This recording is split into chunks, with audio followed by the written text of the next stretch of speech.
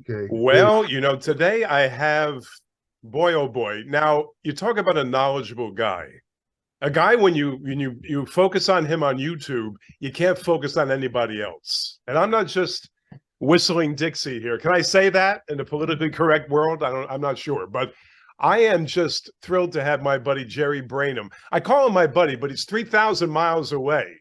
That's a long way to travel. But again, as we mentioned, with modern technology, he's right in my living room. I mean, this is good stuff. What's up, Jerry? How you doing, Ralph? I'm I'm all doing right. great, doing great. Well, let's start about your trek on your trip. Well, first of all, throw some credentials out there because I want people that aren't acquainted to know who you are and what you're about. Well, I've been involved in bodybuilding and fitness for, I believe, off the top of my head, I guess it's about 62 years, believe it or not. I started very early. I've been, in this entire time, 6 decades, I've been studying nutrition, exercise physiology, anything related to exercise, fitness, that type of thing. I've read thousands of things. I've been a writer for close to 50 years. I was the science editor for Muscle and Fitness magazine for 10 years. I also wrote for Flex Magazine, Iron Man, about 20 other magazines. I've worked with world-class athletes. I was Oscar De La Hoya. He was a champion boxer. I was his nutritionist for 12 fights and 3 years, undefeated. I worked with about maybe 10 other professional boxers. Well, most of them were undefeated. There was one guy who lost, but that's because he didn't listen to me. Yeah, But that'll teach him. yeah, that'll teach you. But anyway, the thing is, yeah. So I'm still, and I wrote for magazines, as I said, for many years. The magazines, the print media, thanks to the internet, the print media more or less went down the toilet a couple of years ago. So I had a publication, a print publication in the late '90s called Applied Metabolics, my own publication, where I talked about nutrition, exercise, and general health. The advantage of that publication was that it was not limited by advertising. In other words, when you're writing for magazines, you have to kind of, you know, appease the advertisers. You can't tell the whole story. That's the way it is, whether people know it or not. So I had this publication where I could tell 100% truth. Unfortunately, it wasn't marketed properly. It only lasted 2 years, but I always kept it in the back of my mind. So when the magazines went bust about 8, 9 years ago, I resurrected my Applied Metabolics as a digital publication. Well, and by then, the internet had grown enough where you could do that, and that's what I've been doing ever since. It comes out once a month, and it's just for anyone who really wants. I hate that expression deep dive. You know that expression Yeah, deep. sure. Every other video I see where a guy's talking about science, he goes, "I'm going to do a deep dive into Yeah, night." I feel like punching the guy. yeah, It's me so too. it's such a cliche. It drives me nuts. I But think I anyway, think Jerry's angrier than I am. It's nice to get a guy who's angry at the modern yeah, era the way yeah, I am. It's true. What are they? Scuba divers? What are they? The fins in the snorkel? For yeah. God's Yeah. sakes! What is this? I mean, but they repeat it over and over again. Right. The It's a worst cliche cliche. now. And then there's something in bodybuilding where they refer to a bodybuilder who doesn't use drugs. Instead of calling him natural, they call him natty. That drives. Yes. What is so Yeah. hard? What's so Uh, hard about saying natural? Why do you I have don't know. It takes far too much time, Jared. Don't you know? Yeah, it's true. They I, cut everything short these days, a shortcut for everything. And the thing is, I don't want to go off on a tangent, but the attention span on these people, let's just say, leaves a lot to be desired, no? yeah, that's about the best way to phrase it. Yeah. But well, now going back, a former New Yorker, native New Yorker, yes? Yes, and as a matter of fact, just as a tangentially, I imagine a lot of New Yorkers are pretty pissed off at this Taylor Greene moron, where Uh, she called New York disgusting. I I, know. She, I mean, she comes, intrudes on us, and then puts us down all in one fell swoop. yeah, I mean, if there's anyone, I don't want to get into politics, but if there's anyone that's disgusting, it's her. She's one of the most disgusting human beings on the planet. But I'll leave it at that. Yeah, on this program, you can talk about it. If we go off on that tangent, perfectly Okay, fine with me. Those okay, other guys are going to panic. I'm into it. okay. Well, now Brooklyn, New York. Yes. Brooklyn, yes. What was your childhood? Just to delve in a deep dive. Okay. What was your childhood about in Brooklyn back in, well, you don't have to give it away. Whatever you say. Go, you tell me. Back in those days, the old days. Just an average. Growing up in Brooklyn, went to the public schools in New York, and my mother and father were divorced when I was about 3 or 4. I always tell people I was a war baby in the sense that my mother and father took one look at me and went to war. But that's what the expression "war baby" was born right after World War II, but I switched it around a little bit. But anyway, the normal, and I was a swimmer for. I started swimming. My mother threw me in a pool when I was 4. It was either swim or die. So I learned how to swim very fast. So I became a competitive swimmer. I was pretty good, actually. I started doing that at 8 years of age, and I kept doing it. Then when I was about 11, I went to a summer camp up in Pennsylvania. Back then, a lot of the kids in New York would go to a summer camp out of New York because it was so hot and humid in New York during the summer. I went to a camp. It was in the Pocono Mountains in Pennsylvania, I remember. And I was there, and I was, just an average kid, still swimming. And I said they had a cook there named Ray, I remember, and he used to walk around with his shirt off. And I never, he had a lot of muscle on him. I've never seen a guy with muscle. I hadn't even seen the Steve Reeves Hercules movies yet, which was popular at the time. I looked at this guy and I went up there. I said, "How do you get that build that you have?" He said, "I lift weights and eat protein." That quote unquote is what he told me. And I said, "What does protein do?" And he looked at me, walked away. He didn't even want to get into it. He was listening to this 11-year-old kid asking him this. Anyway, I started doing push-ups and chins. That's all I had available. And then about a year later, 12 years old, I joined a local community center where they had a small gym that was open 3 days a week. And that's when it all began. That's when I started lifting weights. I've been doing it ever since. And you were just influenced by this relative stranger that happened to, show some biceps and delts, and you said, "This is for me." The magazines. Did you start to buy those magazines at that time? Okay, I started right away. But I have to add that another influence when I joined that little, let's say, local recreational gym, if whatever you want to call it, I was on my way to. I hadn't lifted weights yet. I was on my way to practice my swimming. They had an Olympic-sized pool, but you had to walk by the weight gym to get to the pool. And there was a little foyer you had to walk through. And I remember walking through, and there was a bunch of people in the foyer, and they kind of parted to the side, and somebody was coming through, and I saw who it was. It was a real bodybuilder. Mhm. He was even wearing posing trunks, and they were in awe. I looked at these people's faces. I mean, only way I could describe it. Imagine a alien spaceship landing on your lawn with the expression. That's the expression. And I said to this guy next to me, I said, "Who is that guy?" And the guy says, "That's Jerry Winnick, and he's an animal." That was I still remember after all these years, and I was so impressed by the impression that he created. I started talking to Jerry Winnick. He was a nice guy. In fact, we're actually still friends on Facebook today. That's But the thing is, he told me about the working out, and that's when I really got into it. After seeing that guy, and then I saw Steve Reeves. He was a former Mr. America. He made a Hercules movie. I was extremely impressed by him also, and the whole thing came together, and then I started working out with weights 3 times a week. So the thing I remember about Reeves when he stood up front and the other competitors were in the foreground there, or the background, I should say, he knew something that they didn't know. His physique was so far better than the others, it wasn't even comparable. Yeah, he was a tremendous genetically gifted, but he was tall. He was about 6'1", extremely good looking. I mean, this guy was one of the best. I mean, I'm not gay, but I have Very handsome guy.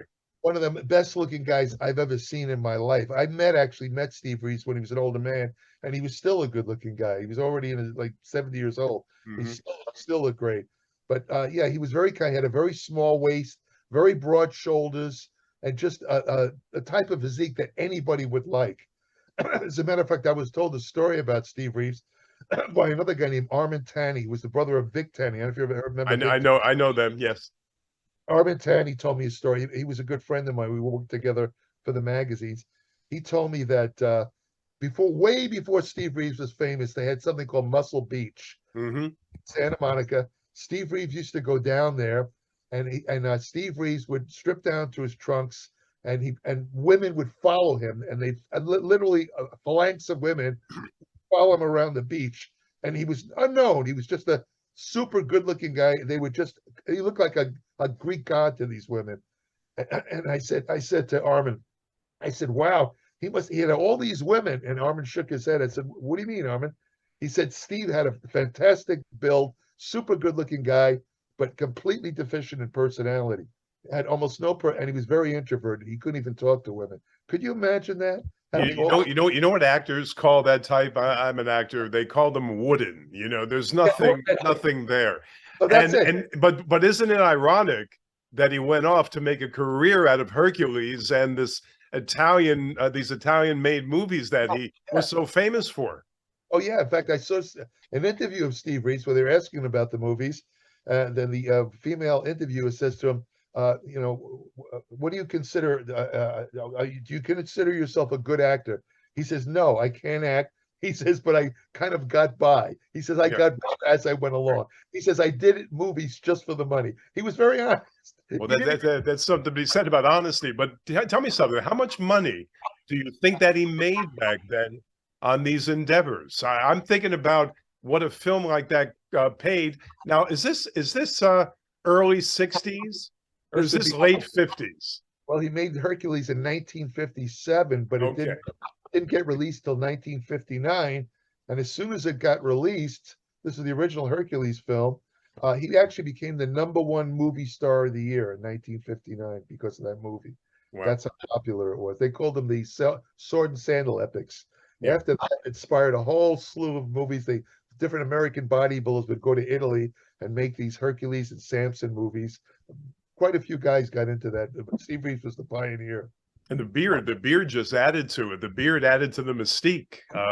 I thought he looked great with the beard. I mean, he did. Most people can't carry it off. The way they wear these beards these days, no offense, you look fine. But some of these beards that go down to here, come on. No, I don't like that. But that beard was beautiful. Oh yeah, he had it trimmed very good. You know, it was just a really. Well, he was a classy guy. I mean, you know, he knew how to take care of himself. As I said, I met him, and it kind of confirmed what Armin said. I said, Mr. Reeves, I've always been a big admirer. And he just kind of looked at me, you know, he didn't really have much to say. When you say he had no personality, or, you know, he lacked a little personality, do you mean that even in a social setting, he just had nothing to say, or was it just in the dating sense with women and such? No, I think it's not that he was a nice guy from what I understand. It wasn't that he was, you know, stuck on himself or anything like that. It was just that he was actually a super introverted guy that felt uncomfortable being around a lot of people, particularly women. You know, he married a woman who was some sort of princess, and she was very dominating. You know, and that's what he needed. He actually liked that. So that's and for his health conscious. Later on, he came out with this walking program that he did with the weights in the hands and power walking or something. He died relatively young. No. Yeah, he got some sort of, from what I understand, I heard different stories, but he went into the hospital for something. Well, first I heard he had Hodgkin's lymphoma, which is a form of cancer.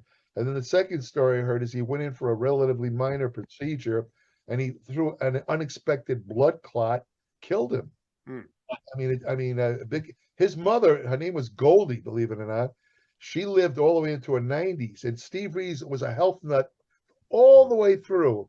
I mean, this guy would not eat processed foods, only natural foods, never took steroids, contrary to popular opinion, never took drugs. This is the kind of guy you would expect to live to 100. So it was kind of a tragedy. He died at 70, something like 72 or something like that. Yeah, I mean, in 72 is probably the average, roundabout average lifespan, but still in all, you didn't expect it. Jerry Brainum with me, as you know.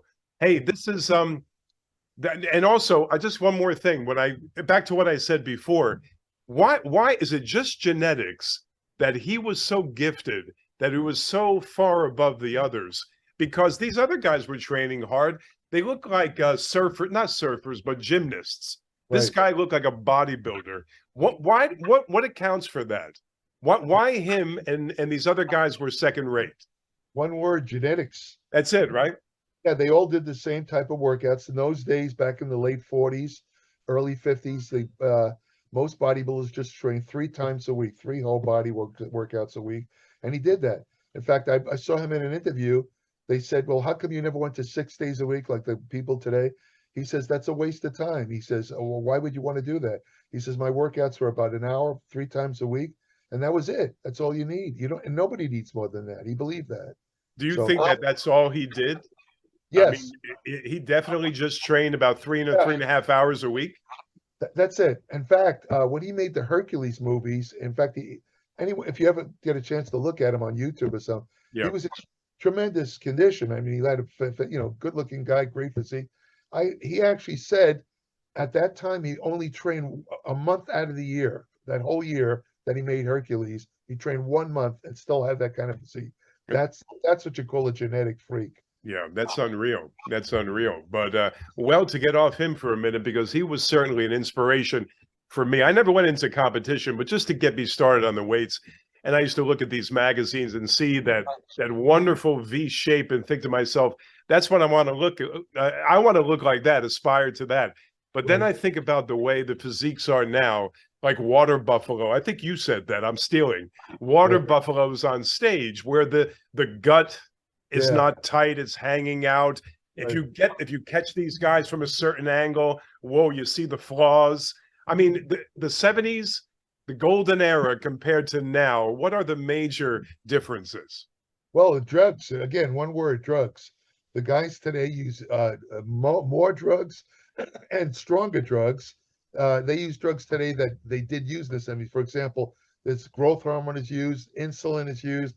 These things give them a kind of a freaky look, but they also give them that aberration look where they have this protruding abdomen. Although I have to say there was so much controversy about that last couple of years with these guys with their I mean, they've been standing on stage 270 pounds. They have rock hard abdominals, six packs, like you could throw a nickel in there to get lost. And yet when they stood relaxed, the stomach hung out like a pregnant woman with 6 months. And Arnold criticized a lot of people. So what happened is the guys today, it's actually rare now. You still see it, but not quite as often as you did, let's say, 10 years ago. The bigger guys still have a little bit of protrusion, but it's not quite as common as it was 10 years ago. What they did, I don't know. They probably cut back on the growth hormone a little bit, the insulin. Yeah, the insulin will give you that belly, I think. Yeah. And as far as what the whole standard for perfection is these days, as opposed to 40 some odd years ago, much different. Now they have all these different competitions within Right. competitions where you have all these categories now, these different things they do. So watered down, so homogenized, Right. much different. What is the ultimate physique in your mind? You're talking about my personal Just an opinion? award, just a championship physique that would be good in any age, because now they have to have all these different categories. What do they call it? I'm sorry, I don't know, but they have the heavy duty guys Yeah, that well, just are, yeah. I'll go over the categories you understand. They have the open Mr. Olympia where anything goes. You can weigh as much as you want, be as big as you want. Then they have a 212-pound class where you can't weigh more than 212 pounds. Those guys are still pretty damn big, if I say so myself. In fact, the guy who was the runner-up in the 212 for a couple of years, he just won the Olympia. Guy from, I believe, Iraq or Iran, I can't remember. But then you have men's physique. That's it. Men's physique, these guys, which to me, any guy who's been around, you have to shake your head. These guys are in tremendous shape. They have fantastic, they have little waists, great rock hard, beautiful upper bodies, but they walk around in board shorts. Their Yeah, legs are completely hidden. They're surface shorts, whatever you call yeah. them. Their thighs are completely hidden. And I never could understand the reason for that. In other words, they look like a guy who might have been walking by in the street that decided to jump on the stage and start posing. Yeah. I mean, and then you have because of the let's say the disgust with a lot of the bigger open physique Mr. Olympias, he started something called Classic Mr. Olympia, which basically harkens back to the 70s. Smaller cut, these guys are still pretty big, but they don't have the protruding bellies. They're in very, very good condition, and they don't wear the little jockstrap posing trunks. They wear the kind of trunks that Arnold wore, which are what do you call them? I forgot what they call those kind of trunks. Those don't that remember. are a broader Yeah, front. exactly right, right. Yeah, To me, yeah. I've always felt a little. That's the kind of trunks I wore when I competed, and when I see these guys wearing these jock straps, it kind of makes Yeah, me. they look like it's just they turn and the glutes are Yeah, exposed. I yeah. don't know. And you wonder why it has a homoerotic kind of tinge to it. And that's the reason why. Hey, wait, you haven't heard their best of it. Then then they for the women, they started a division. I can't say almost say this without laughing. They call it the wellness division, a Oh boy. wellness bikini, right? These women are judged almost entirely. You ready for this? I'm glad you're sitting down on their glutes, on their It's a backside. So glute competition. yeah, so they wear the trunks that go up their butt. So when they turn to the back, facing you, you have to. At first glance, it looks like they're nude, but and to add to it, they stick their butt right out. I mean, it's talk about erotic. I mean, it looks almost like semi-porn, to be Well, honest. it's turned out to be something it never was meant to be to me. I don't know. The last I saw Menser in 1980 against that very controversial Yeah. Olympia in 1980, and those physiques were massive enough for me. And this is what now? Wow, 43 years ago. I mean, how about that controversial finish? Do they still talk about that in bodybuilding circles? Constantly. That's what that and Still the 43 years after? yeah, Wow. right. That and the following year, 1981, when Franco Colombo won, that's Arnold's buddy. Those are by far the two most controversial Mr. Olympias, because Arnold, of course, was a six-time Mr. Olympia winner, and he was one of the greatest of all time. There's no question about it. But for that contest, he was noticeably smaller. His legs were really down compared to the way they used to be. He was actually preparing to do movies, Conan and all that stuff. So he kind of limited his size. He still had that great bicep, and he managed to get first place. But it was a huge. Most of the people I heard people booed, and it still to this day people argue about it.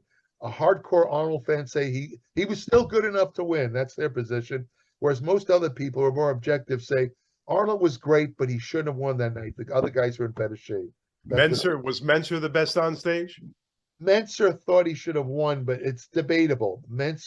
Chris Dickerson got second. He was by his own statement, Chris said he was in the best shape of his life that night. So he was tremendous. He was a shorter guy, but he had everything. Didn't have big arms, but beautiful symmetrical physique, gigantic calves, which are, you either have them or you don't when it comes to calves.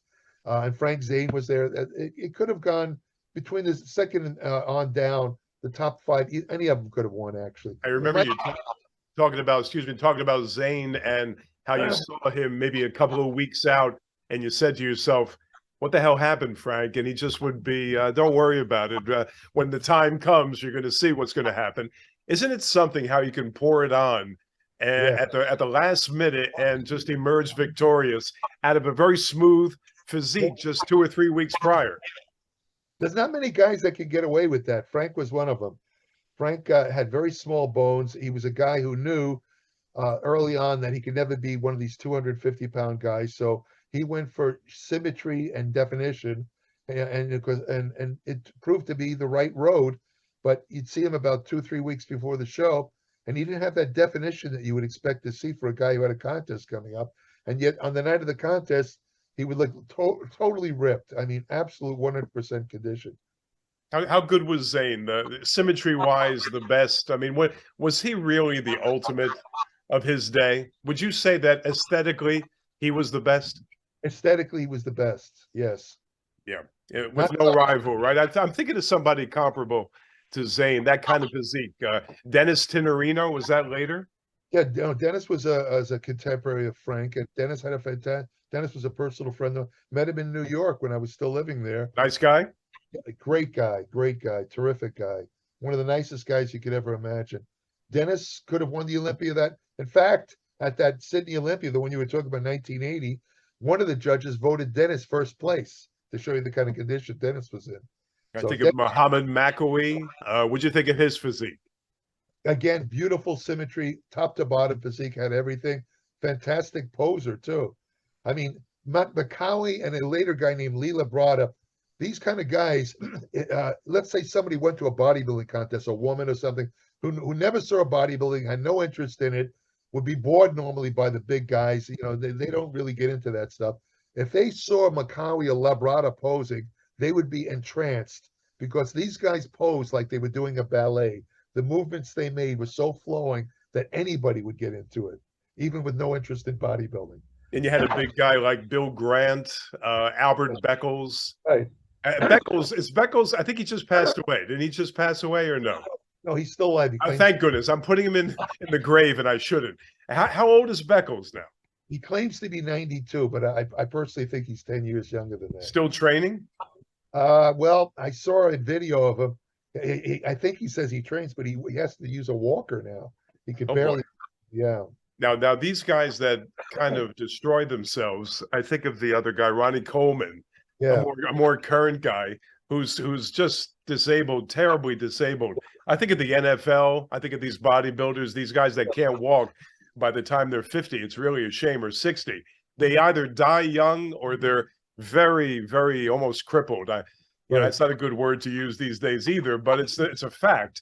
You know, how much is it supposed to take out of you when you see that it's supposed to be a healthy endeavor? It's supposed to be something for longevity, wellness, fitness, but yet it takes these guys at such an early age, either makes them unable to move about or actually kills them sometimes.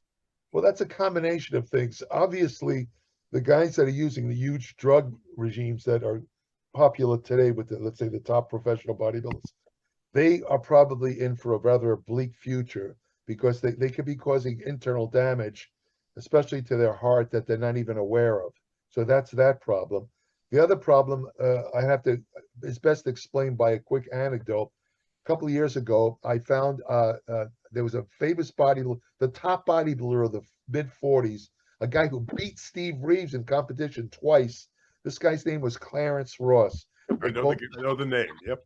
Clancy Ross. He was, again, good-looking guy, beautiful physique. Not like the guys today, didn't have a lot of, muscle definition, but just a great, I found an article where he was living in a senior home a couple of years ago, and he was trying to put together a gym in his senior apartment building. And I called the apartment building. I wanted to interview him. I was still writing for the magazines because he was one of the greats at bodybuilding. He was very respected guy. And I managed to get him on the phone, and he sounded so old. I was right away immediately depressed. He sounded like a tired old man. It was just horrible. And I asked about Steve Reeves. I said, what did you think of Steve Reeves? He said, that guy had the most beautiful physique I've ever seen. He says, I wish I could have had a physique like him. I said, Mr. Russ, you beat him twice. He says, you have to see this guy in person to really appreciate it. And then I said to him, he had to cut it short because he couldn't talk. He was not he had to just trying to, put the equipment in the gym. He couldn't walk. He had a walker himself. He could barely get around. I said, Mr. Russ, if you could do one thing over again, what would you change? He says, the biggest mistake I made was lifting heavy weights too long, all the way late in life.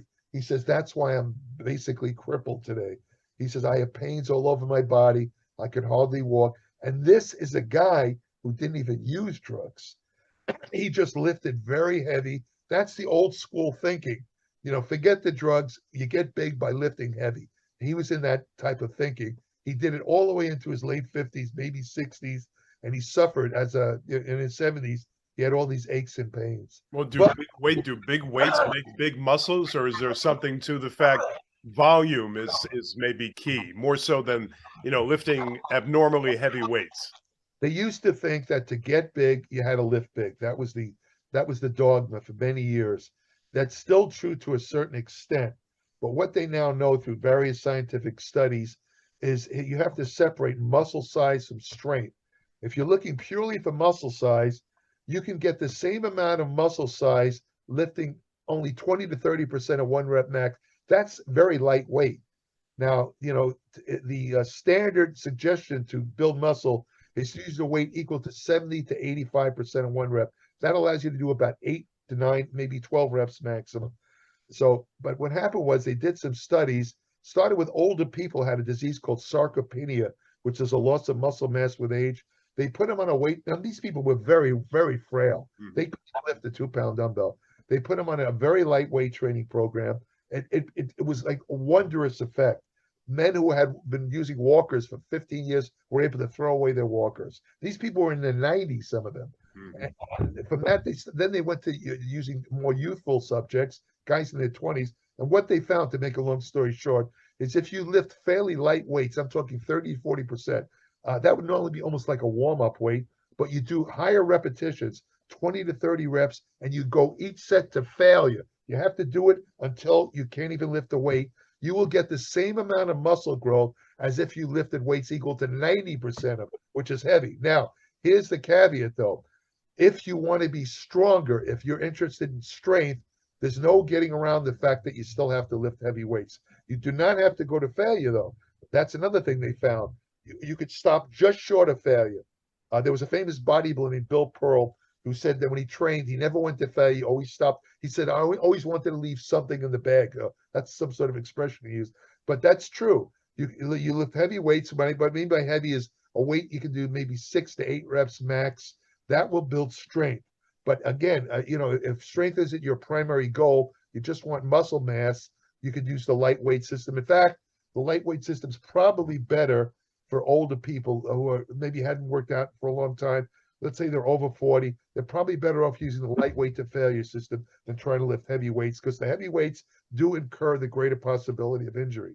If you had a half hour to spend and no more, you're a very busy lifestyle, you have a family, so on and so forth, you have 1/2 hour to spend, maybe, I don't know, every other day. What kind of a program would you set up for somebody if you had to do that? I would have them do a whole body workout 3 times a week, and do maybe at a maximum of 4 to 6 sets per muscle. And if you organize it properly, the whole workout would take maybe a half hour. So 3 times a week, anybody can manage that.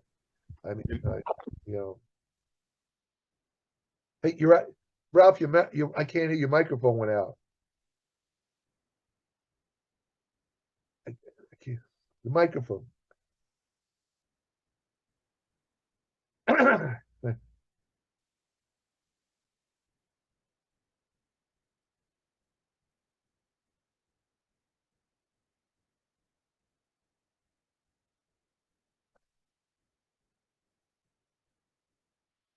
Thing. Oh, there it is. Just came back on. Okay, you hear us? Yeah, now I hear you. Little panic. Yeah, I'll stop that. That won't go out anyway. But anyway, as you were saying, go ahead, Jer. I was ready to use, hand gestures. I thought, Yeah, I was going to say we got to do the whole sign language thing. Yeah.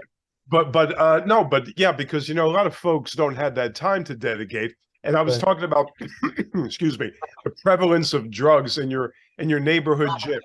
If you want them, they're there to get them. Do you think that anybody, when they reach a certain age, if someone reaches a certain age, do you think that they're a candidate to start hormone replacement, or even delve into something else in a muscle building sense? What do you think about going elsewhere other than just food and sleep and working out to get your optimal physique?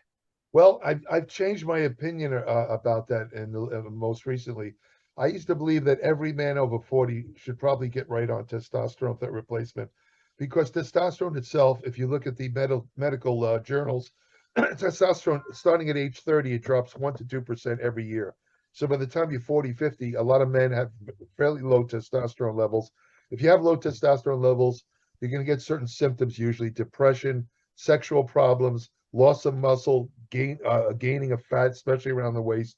But I've come to realize that a lot of men, let's say maybe 45, 50 years of age, who are low in testosterone, it turns out that they don't necessarily need to get on full-blown testosterone replacement therapy.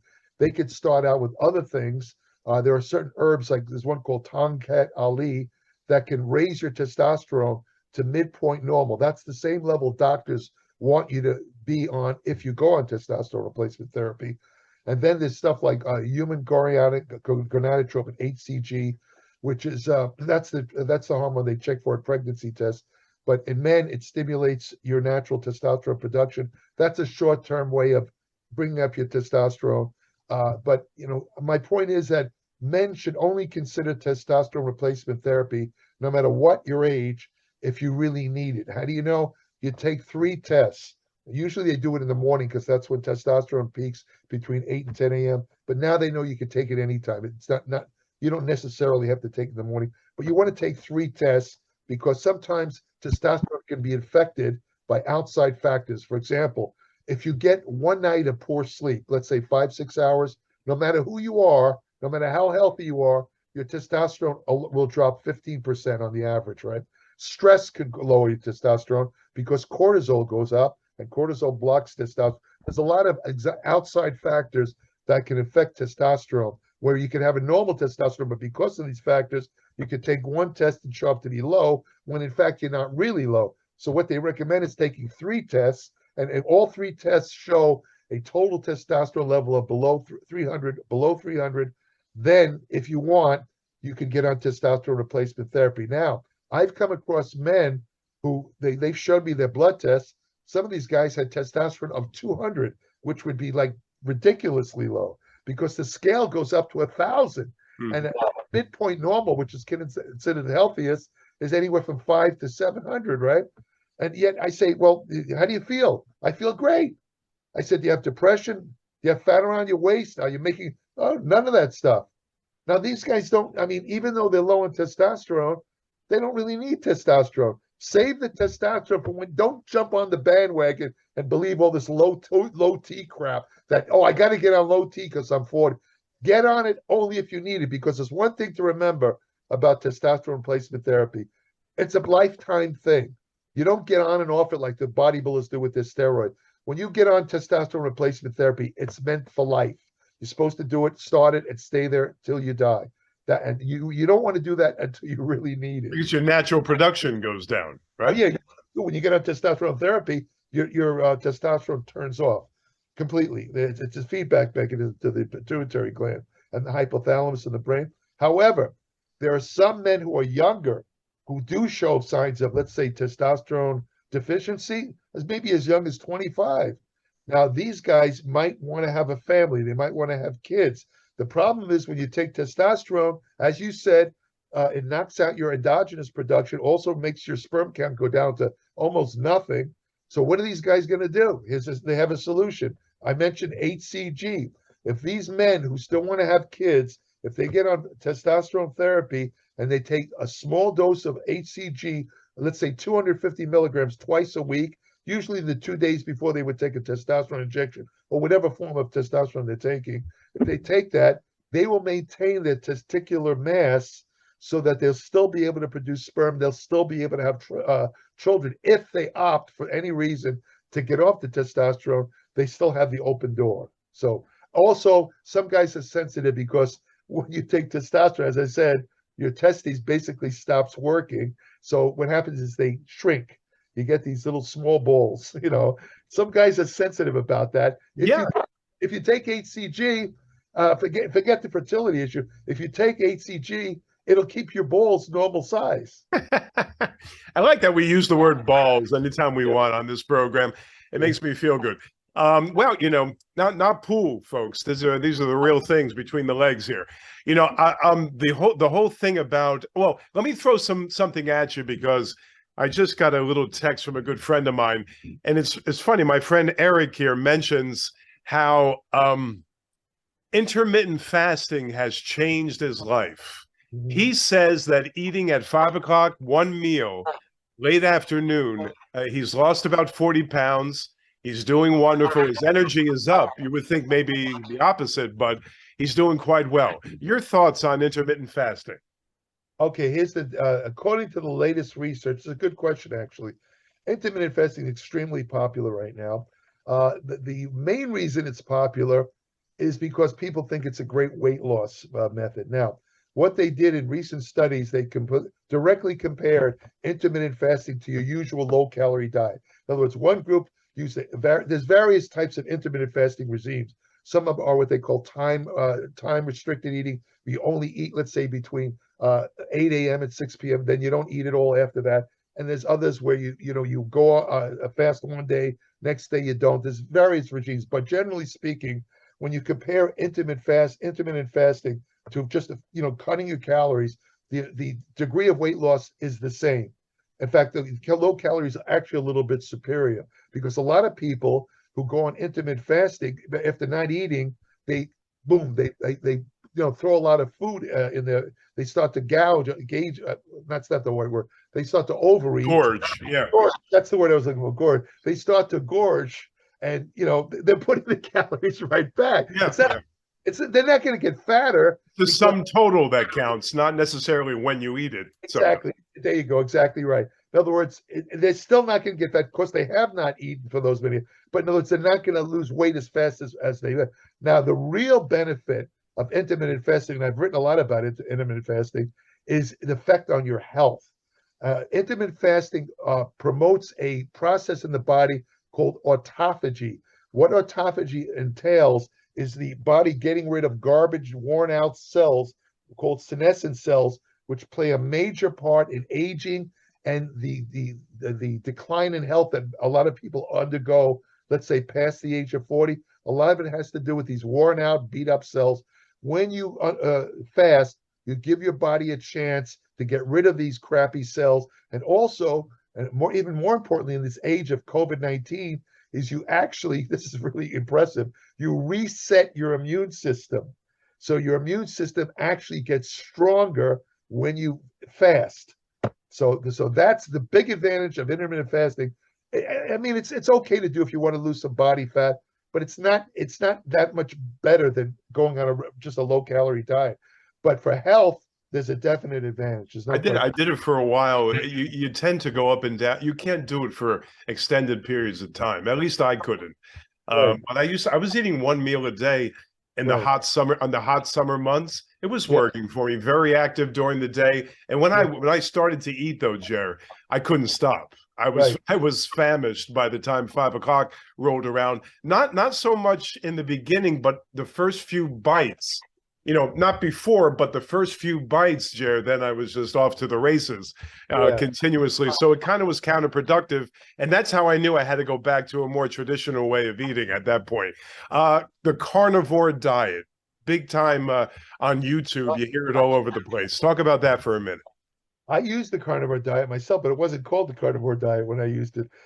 My diet when I competed in bodybuilding contests in the age of Arnold back in the 70s, I used to use the diet. I got this idea from a guy named Vince Garanda, who was a very famous bodybuilder.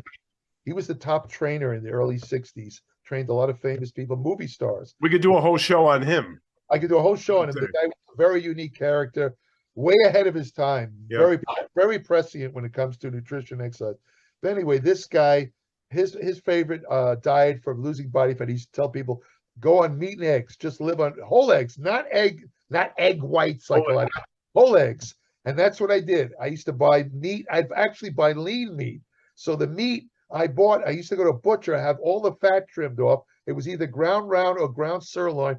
It actually, believe it or not, when I cook it, there was no fat, nothing. You couldn't even, it was almost as lean as eating fish. Mm-hmm. I ate that and eggs, and I would get ripped. Now, I didn't have any fruits, no vegetables, no nothing. Now, today, I would modify, what I've learned over the years, I would modify the diet, because not eating fiber, which you get mainly from fruits and vegetables, is terrible for what they call the intestinal microbiome. That, again, we could do a whole show on. That's gigantic in medical science right now. But the point being that it was the greatest diet. I tried every diet known to man to lose body fat. That's the one that finally did it for me. All the fat went off my body. I was taking in almost no carbohydrate. It was also called a ketogenic diet is another term for it. But the point is only protein, and that's what the carnivore diet is. I would use this diet for as long as 7, 8, 9 months with no problem. Never had any problem, I have to admit. But long term, in other words, like, see, people on the carnivore diet, they're talking about staying on that diet for years. If that's going to cause problems, unless they get some form of fiber. And I've gotten in debates online with some of these people, these carnivore advocates, where, I've said in my videos, the problem with the carnivore diet is it lacks dietary. Oh, you're full of crap. apparently some of these MDs and so-called academics who Yeah. push the diet, they tell people you don't need to eat dietary fiber. It's not necessary. That is such bullshit. That's ridiculous. Dietary fiber, it's not essential, but it's very important for health, mainly because it feeds the intestinal bacteria microbiome. And if you don't, I guarantee it, you will get some serious health problems. It becomes a religion for these people, these certain fads. And Yeah, one person's opinion, if it alters a little bit, boy, they're at your throat. And yeah, it takes it takes a myriad of opinions to form a good opinion. Sometimes I want to hear all sides, and that's where I'm coming from. right. Let me throw this at you for a second. Cardiovascular for fat loss. Hopping on the bike for a session 45 minutes in the morning, 45 at night, the traditional way of doing it. Does that promote lean bodies, or is it better just to train with weights and go quickly? Well, according to the scientific literature, fat or body fat, let's say, is burned in the presence of oxygen. In other words, to burn fat or oxidize, as the scientific word is, you got to have a greater oxygen intake. The advantage of aerobics means literally with oxygen. So because of the greater oxygen intake, there's a greater tendency to burn body fat. Now, there's two ways to do aerobics. It depends on what your goal is. If you just want to lose body fat, you can do what they call steady state aerobics, which is doing it, let's say 30 to 45 minutes, whatever you want to do, treadmill, elliptical machine, stationary bike. That will, you won't start burning fat though, an interesting thing, until you hit about the 30-minute mark. For the first 30 minutes or 25, 30 minutes, you're burning glucose, circulating glucose or sugar in the blood, and a little bit of fat. The fat, the longer you do it, the more fat you burn. Now, the higher their intensity, in other words, if you start to go really hard, really like you're in a race, what you do is you get over what they call the lactate threshold, where you start to, your body cannot depend, it can't burn the fat fast enough, to put it simply. So you wind up utilizing, again, greater amounts of circulating glucose and glycogen stored in the muscles, whichever muscles you're using, usually the thigh muscles. So in other words, you got to keep your intensity lower. Like, in other words, there's an old saying that the proper amount of intensity is where you could talk to somebody while you're doing it. In other words, if you and I are both on the treadmill, we could be having this conversation, even though we're walking or whatever on the treadmill. We're not breathless enough where we can't talk. That's one way of measuring the intensity. Now, the other possible way of doing aerobics is what they call high intensity interval aerobics.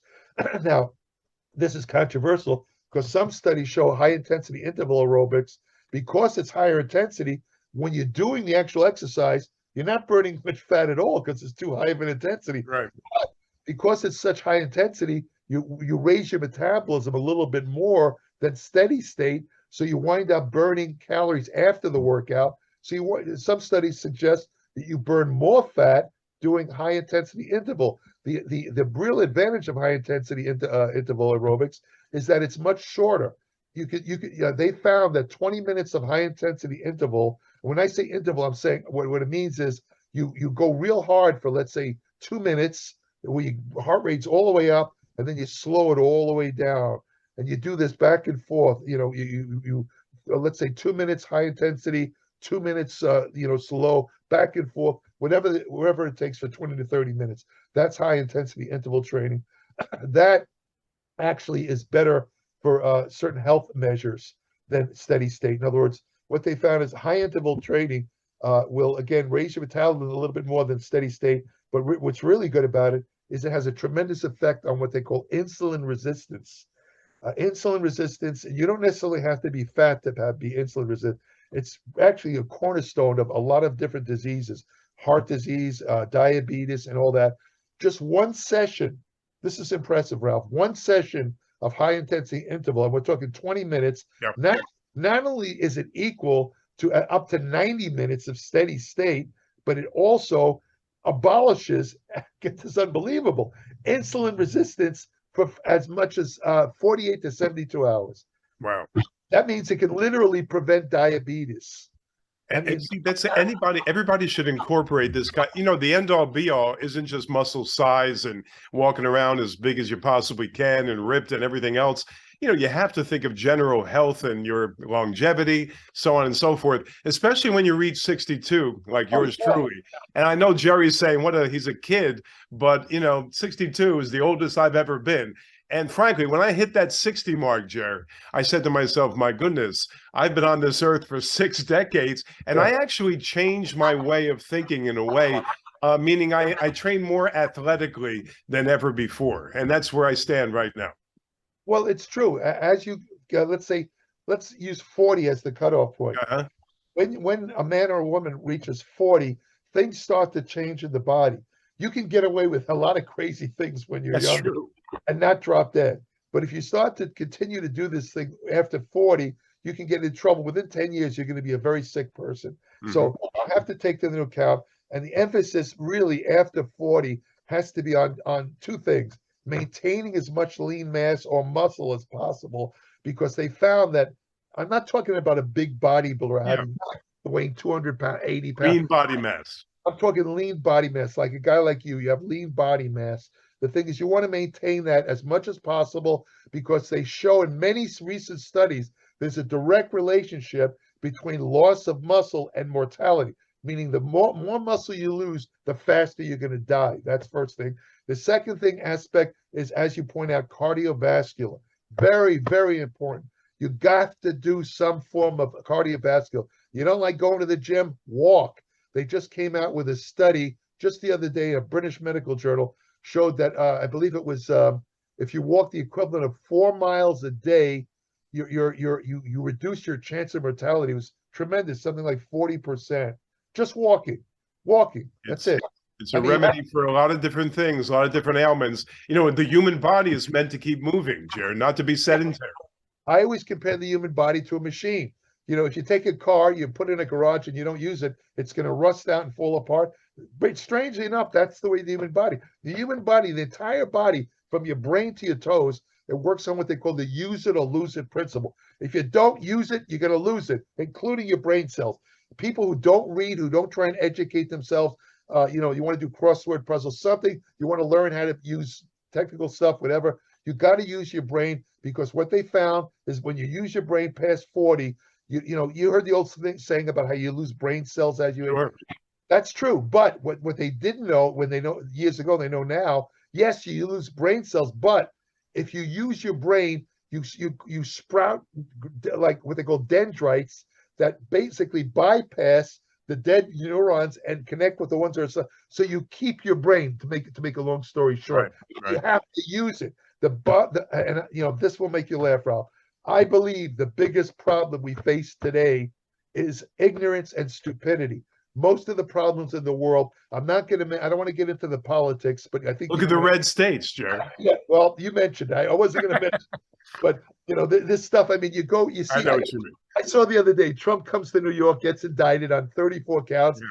There's a couple of people, Trump cultists are standing up. The interviewer goes up to him and says, "What do you think? I mean, do you still support former President Trump?" And the man's been indicted. Doesn't matter. He's facing 8 more indictments, and the guy said, "Makes no difference to me. I'll still vote for him." And then the guy says, "What if he goes to prison? Makes no difference to me. I'll still." These people are freaking crazy. That's what I mean about religion. You know, there's a Trump religion, a cult out there. It is a cult. It's a cult. I mean, no. Listen, you know what I say to Trump? Rather than argue with him, when somebody starts to defend Trump, which I usually walk away from him. But if I do, I'm in the mood to talk to him a little bit. I'll say this one statement to him. I say, "Okay, you still support Donald Trump, right?" And the person says, "Absolutely. Everything they're saying about him is false. It's the Democrats. It's a witch hunt. They're going through all that crap, right?" Then I say to him, "Well, tell me this. What has Trump done for you personally? Forget about everybody else. What has he done to improve your life?" And they'll say, "Well, he's lowered the wait a minute, lowered the taxes? Do you make $1 million a year or more?" "Well, no." Then guess what? Your taxes went up.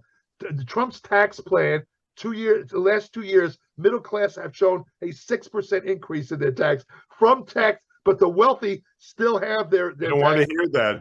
No, don't screw them up with facts, Joe. Don't confuse them with the facts. And again, I'm not what you would call a hardcore lefty either.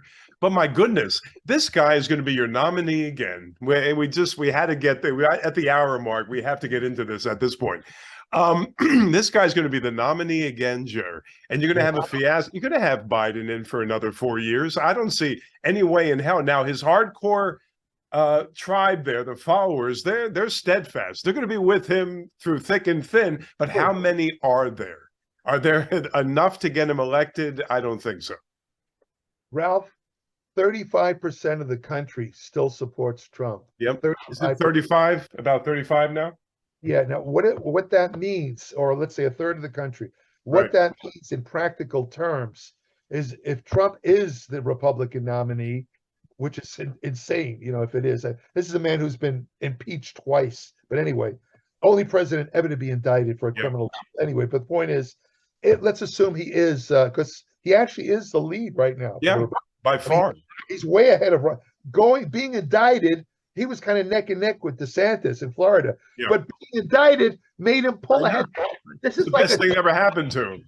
I feel like I'm in the Twilight Zone here. This is insane. But anyway, the thing is, let's say he is the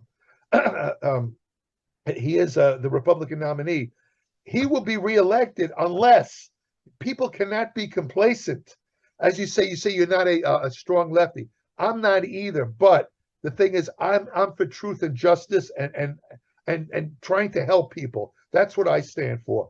And the thing is, unless people, rational, intelligent people, if they get complacent and sit at home like they did a couple of times, when Hillary ran, he will get reelected. And that'll be the end of this freaking country. It'll turn into a complete dictatorship because Trump is nothing more than a fascist would-be Hitler dictator. Look who he admires. Kim Jong-un, all these Putin. These are the guys he's very buddy with that guy.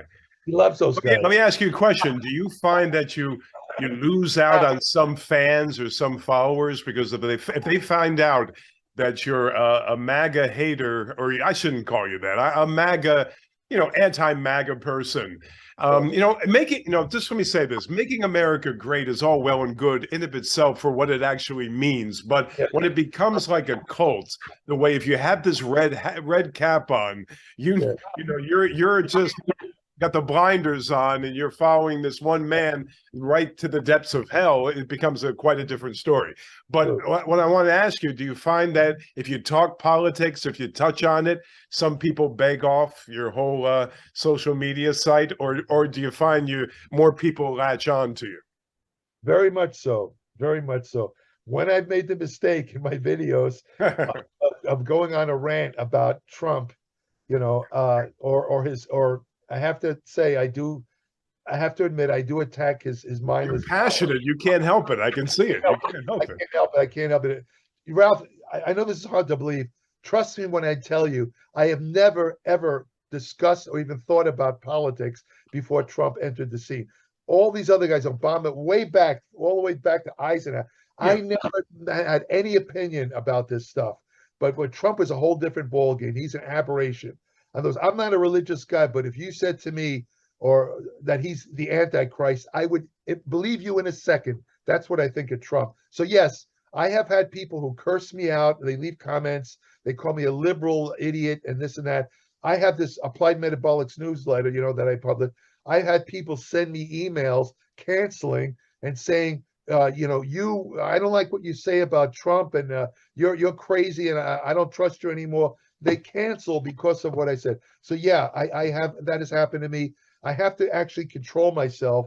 I'm trying not to. I mean, I'm talking about it, but I'm trying to, like in my own videos. I certainly don't mention this in my publication. I don't talk politics at all, never. But sometimes in the videos, I do slip into it. I'm trying not to, but I have to make an admission.